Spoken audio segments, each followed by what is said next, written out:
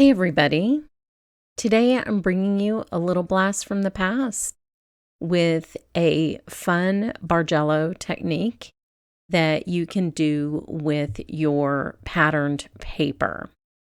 Now I'm starting with a sheet of also patterned paper that I'm adding some double-sided adhesive to.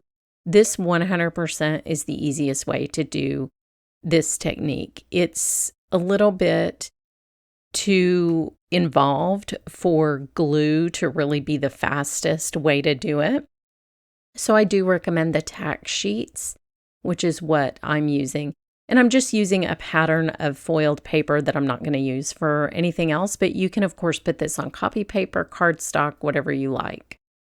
Now I've cut up some strips of pattern paper. And when you're doing this technique, it's very important to have at least one really dark and bold pattern. So you can see I've chosen black here. So I chose two different pink colors and then a black color, and that black is going to make all the difference, and you'll see why when we cut it up. We'll be cutting this up vertically. So I'll be cutting sort of across the grain of these stripes that I've set up like I'm showing you here. Now on the card front that I'll be putting them on, I'm also using the double-sided adhesive. And this was filmed in the week when my camera stand was freaking out. So sorry, a little bit of this is off screen, but that'll get resolved here shortly. So I have a second patterned paper that I'm going to cover with the double-sided adhesive for the second round of this, which is going to be green. But I am doing the same thing, and I'm adding a black pattern to this so that it will stand out, and you'll see why. You'll also want to cover your card fronts for the final assembly with the same double-sided adhesive sheet.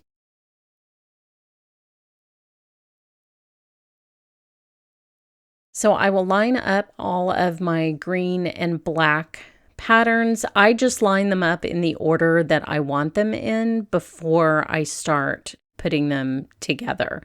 So you can kind of figure out a pleasing pattern.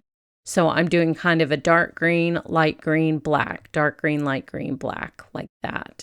And this pattern paper is cut into 1/2-inch strips.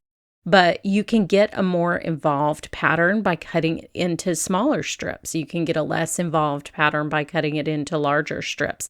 So you'll see when I go to put it together after I've cut this vertically against my stripes, how you can vary the patterns endlessly. You can look up Bargello, the Bargello technique from quilting, which is where this is borrowed from. And you can see all the different patterns that you can make. We also have a tutorial on this on Split Coast, so do definitely check that out. So now you can see what that means to have it cut against the grain and how skinny these little strips are and how they start to sort of form a pattern with that black. So depending on where you put the strips, you want to focus on that little black piece because that is what's going to make your pattern. So I'm putting these on vertically, and what I'm doing, you can see, is just moving the black portion of the stripe up slightly and then down slightly, and that's going to create my visual pattern for me. So I'm going to go all the way up, and I'm offsetting these about 1/4 of an inch. That's why you want to start with your 6x6 paper if you're covering an A2 card front, because this will give you the room to have your paper coming off the edges and let you do this fun sort of cascading pattern that I'm showing you. Now, I didn't cut enough skinny strips, so I'm just going to tack this on here just to show you, but it's in the wrong orientation, so I'll be fixing that before I put the card together. But I just wanted to show you the cascade of how that goes up and down and how that's one of your fun pattern options. But it's just one of many. There are tons and tons and tons. Just go look up Bargello. So I'll do a slightly different one with the pink strips. I will go back and forth this time instead of going up and down in kind of that Charlie Brown chevron pattern, I'm just going up with the black piece and down with the black piece. And so this one to me really has like a quilted feel to it. And that can be enhanced, as you will see on the green one, with any of your background dies that pierce patterns into your paper. If you use that as your finishing touch, it really looks like a quilt. So here again, I got to go cut this strip down. So I'm just sticking this on here. That's not how it's going to look when it's finished. Here they are. I love the way these look. They look completely different with the chevron versus the kind of sawtooth over on the right-hand side.